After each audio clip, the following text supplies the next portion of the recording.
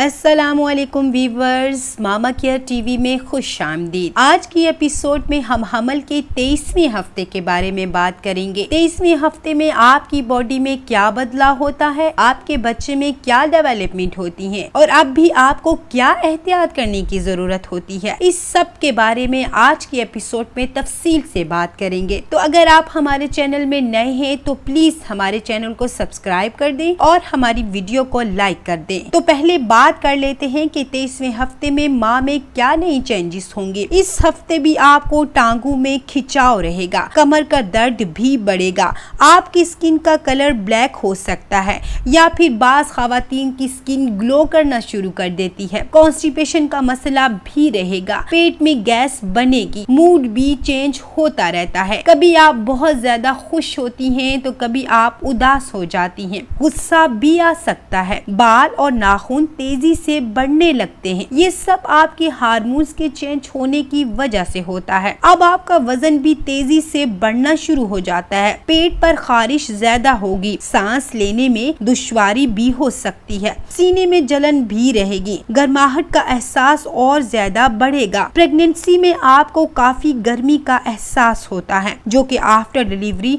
खत्म हो जाता है। कोल्हू में दर्द भी रहेगा, कभी आपको भूख बहुत ज्यादा लग सकती है तो कभी कुछ भी खाने का दिल नहीं करेगा। अब बात कर लेते हैं कि हमारे बच्चे में क्या बदलाव होगा। बच्चे की लंबाई 11 से 14 इंच तक होती है और बच्चे का वजन 450 ग्राम से लेकर 500 ग्राम तक होता है। बेबी के पूरी बॉडी पर बाल आना स्टार्ट हो जाते हैं, बच्चे के जिस्म में फैट बनना भी शुरू हो जाता है और बच्चे के जिस्म से झुर्रियां खत्म होती हैं। बच्चे की सारी हिस्स प्रॉपर वर्किंग करना शुरू हो जाती हैं, जैसे कि बच्चा डार्कनेस और लाइट को बहुत अच्छे से महसूस करता है। अभी उसकी आंखें बंद होती हैं लेकिन बंद आंखों से वो हर चीज को देखता और महसूस करता है। वो बहुत अच्छे से सुन सकता है, वो अपनी माँ की आवाज को बहुत अच्छे से सुनता है। वो अगर उसकी माँ कुछ गा रही है, कुछ बोल रही है, कुछ पढ़ रही है तो वो अपनी माँ की आवाज को बहुत अच्छे से सुनता है। वो अपनी दिल की धड़कन को भी बहुत अच्छे से सुन सकता है। वो उसकी टेस्ट भी बहुत अच्छे से डेवलप हो जाता है। अगर आप कुछ मीठा खा रही हैं या फिर खट्टा या फिर कुछ तीखा खा रही हैं,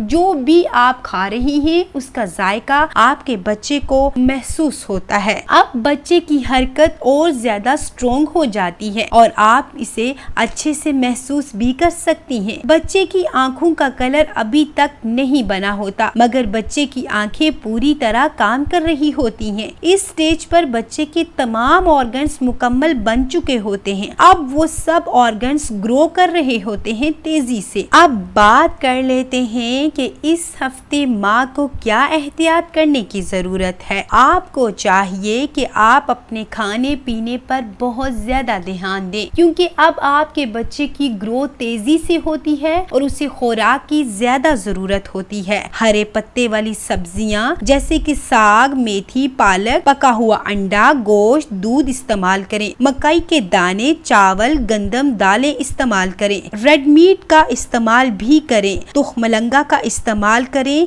जिससे आपकी सीने की जलन कम हो सकती है। चिकंदर, अनार वगैरह का इस्तेमाल भी करें। कैल्शियम का इस्तेमाल करें, इससे आपके बच्चे की हड्डियां मजबूत होंगी। जिंक का इस्तेमाल भी लाजमी करें। हर चीज को एक खास मिकदार में लें। वक्फे से अलग अलग खुराक का इस्तेमाल करें, एक साथ सब कुछ मत खाएं। कोशिश करें हर चीज घर में बनाकर इस्तेमाल करें। बाहर की चीजों से परहेज करें। बासी चीजों का इस्तेमाल भी मत करें, हर चीज फ्रेश बनाकर इस्तेमाल करें। उम्मीद है आपको हमारी आज की एपिसोड पसंद आई होगी। Thank you. Allah Hafiz.